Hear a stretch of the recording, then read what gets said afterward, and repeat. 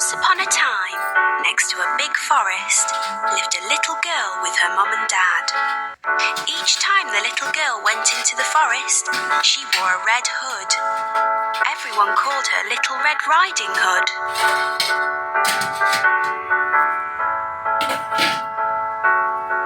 One day, her mum had baked a cake.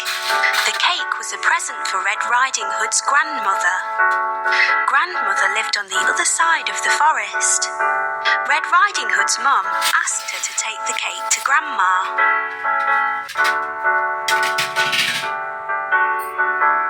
Mum told Red Riding Hood to keep on the pathway and not stop anywhere. She told her not to talk to strangers. Mum and Red Riding Hood waved goodbye to each other.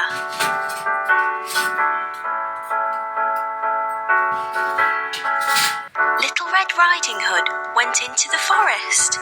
She had a basket on her arm with the cake inside. A big bad wolf was watching her. He was very hungry. Little Red Riding Hood did not see him.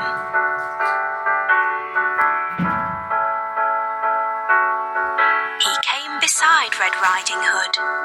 The wolf tried to sound friendly. He asked Red Riding Hood where she was going. She told him she was going to see her grandmother on the other side of the forest.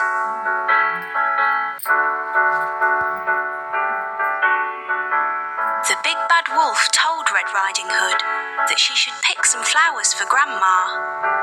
As Red Riding Hood was picking the flowers, the wolf ran off.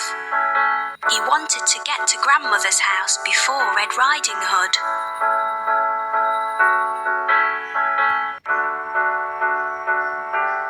The big bad wolf arrived at Grandmother's house.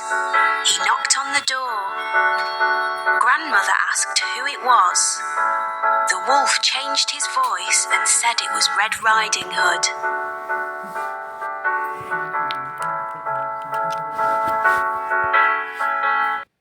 Grandmother said the door was open. The big bad wolf let himself in. Grandmother saw him and began to scream. Before she could do anything, the big bad wolf swallowed Grandmother up. The big bad wolf was not satisfied. He wanted to eat Red Riding Hood as well. The big bad wolf dressed himself in Grandmother's clothes. He climbed into her bed. He waited for Red Riding Hood to arrive. Red Riding Hood came to Grandmother's house. She knocked on the door and asked if she could come in. The big bad wolf changed his voice. He sounded like her grandmother. He told her to come in.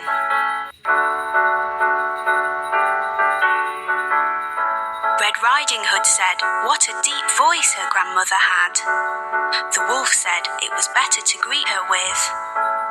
Red Riding Hood moved closer to her grandmother. She said what big eyes she had. The wolf said they were better to see her with.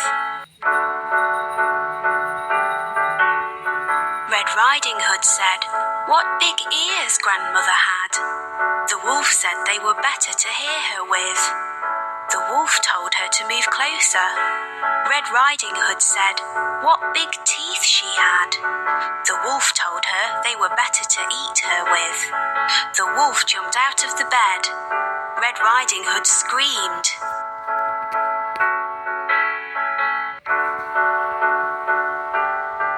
Red Riding Hood ran from the house. The big bad wolf chased her. She saw a woodcutter. Red Riding Hood told him that the wolf had eaten her grandmother. The brave woodcutter picked the big bad wolf up. He shook him and the grandmother came out.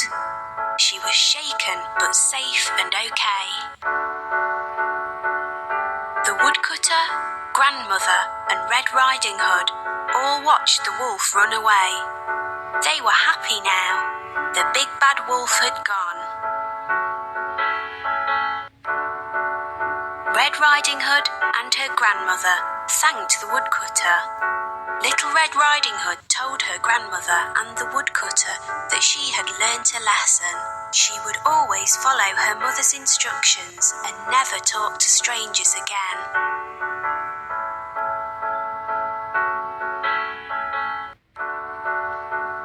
Work. One day, a fox invited the stork for lunch. The fox made some soup and served it in 2 shallow bowls. The stork had a long beak and wondered how to drink soup from the bowl. The fox quickly finished his soup. The stork couldn't drink his soup. The stork said to himself, "I must teach this fox a lesson." After the meal, the stork told the fox, "Thank you for inviting me. Why don't you come to my place for lunch tomorrow? I will make some delicious soup for you." The next day, the fox happily went to the stork's house. The stork prepared some delicious soup and served it in 2 long-necked jars. Now, the fox wondered how to drink the soup from such a tall jar.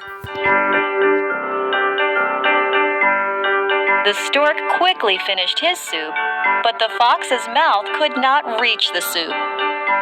The fox learned his lesson. Moral of the story: tit for tat. Do to others what one would wish for oneself. Once upon a time, the mice had a meeting to figure out how to deal with their common enemy, the cat.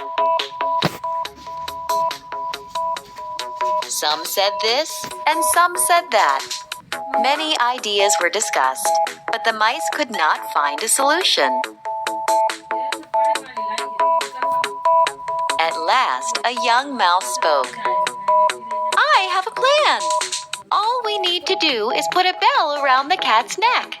The bell will ring whenever the cat moves, and we will be able to run away before she comes." All the mice were surprised upon hearing the plan of the young mouse and started celebrating. Then an old mouse rose and said, "The plan sounds very good, but tell me one thing. Who will bell the cat?" The mice looked at one another in fear. Nobody had an answer.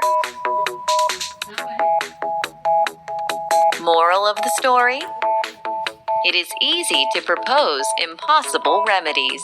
Through a forest. They promised to stay together throughout the way. Suddenly, they heard a sound in the bushes. Something was approaching them. It was a huge bear. Both of them got scared. One of them, thinking of his own safety, climbed a tree. The other friend did not know how to climb a tree. He threw himself on the ground and lay still while holding his breath. He had heard that bears don't prey on dead people. The bear came near the man lying on the ground. He sniffed his ears and slowly walked away. The man on the tree came down. He jokingly asked his friend, "What did the bear whisper in your ears?" The other friend replied, "The bear told me to never trust someone who deserts you in need." Moral of the story: a friend in need is a friend indeed. Watching his flock of sheep. He felt really bored, so he thought of amusing himself. He stood up and started shouting, "Wolf! Wolf!" to attract the attention of people in the village. The villagers came running to help him, but they saw no wolf, just the boy laughing at them. The villagers were angry. The boy repeated this again the next day. The people again came, but there was no wolf. They angrily said, "Foolish boy, when there is actually a wolf, no one will believe you." One day, the boy was resting. Suddenly, he saw a wolf approaching the sheep. The boy shouted, "Wolf! Wolf!" But people in the village thought that the boy was lying as usual. Later, when the boy didn't come back, the villagers came looking for him. The boy was weeping. "Why didn't you come? The wolf came and ate my sheep." The villagers comforted him and said, "Let this be a lesson to you. You must never lie." Nobody believes a liar, even when he is telling the truth.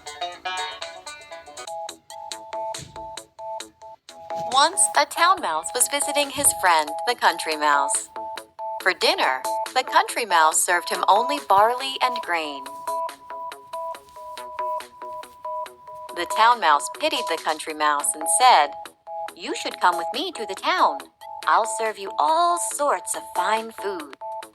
The country mouse agreed to come with him. The next morning, both of them went together to the town. They arrived late at night. The town mouse suggested that they should eat after such a long journey. He took his friend to a grand dining room. The country mouse had seen nothing like it.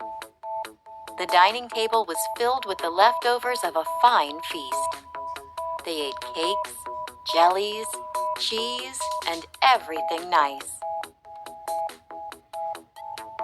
The country mouse was thinking about how lucky the town mouse is. Suddenly, they heard growling and both of them panicked. The town mouse shouted, "It's the cat! Run!" They ran as fast as they could. "I think I'll head back home," said the country mouse. "I'd rather have barley and grain and live in peace than eat cake and cheese and live in fear." Moral of the story: it is better to live in poverty and in peace than to have plenty and live in fear. His axe slipped from his hands and fell in the water. He couldn't get his axe back, so he started crying. A water spirit appeared from the lake and asked the woodcutter about his problem. The woodcutter told him about his axe. The spirit went inside the lake and came up with a golden axe. "Is this your axe?" he asked. The woodcutter replied, "No, it isn't." He dived again and came out with a silver axe. "Is this your axe?" he asked. The woodcutter replied, "No, it is not mine." The water spirit again went inside and came out with the woodcutter's iron axe. The woodcutter was really happy to see his own axe. "Yes, this is my axe," he said. The spirit was very pleased with the woodcutter's honesty. He gave the woodcutter all 3 axes as a reward. The woodcutter returned home and told his neighbors about what had happened. One of them was greedy and wanted the gold and silver axes. The next day, the greedy neighbor went to the same lake and threw his axe in the lake. The water spirit appeared from the lake holding a golden axe. He asked the man whether that axe was his. The woodcutter couldn't control his greed and said, "Yes, this is my axe." The spirit knew he was lying. He took the golden axe and vanished inside the water. the greedy man lost his only axe. He had learned his lesson. Moral of the story: honesty is the best policy.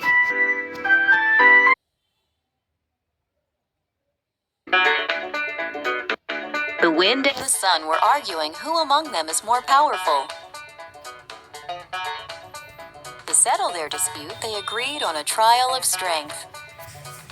The sun said, "Let's see who can remove the shepherd boy's cloak from his back the quickest." The wind tried first. He started blowing strong gusts of air. The rabbit clung to the tree, and the sheep held the fence tight. The shepherd boy started shivering and held on to his cloak tighter. The harder the wind blew, the tighter the shepherd boy held on to his cloak. Finally, the wind gave up. It was the sun's turn.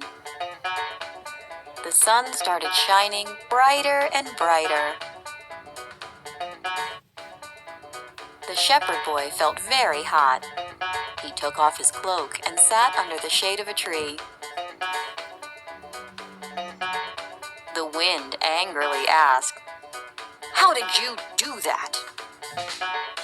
The sun smiled and answered, "Gentleness can be more powerful than force." The wind accepted his defeat. Moral of the story: being gentle can be more powerful than using force.